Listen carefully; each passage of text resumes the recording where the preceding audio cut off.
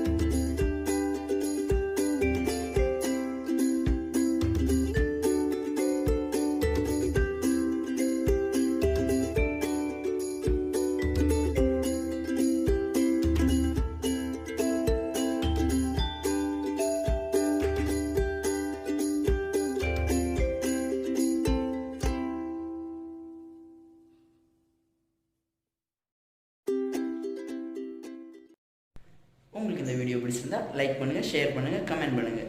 Thanks for watching friends.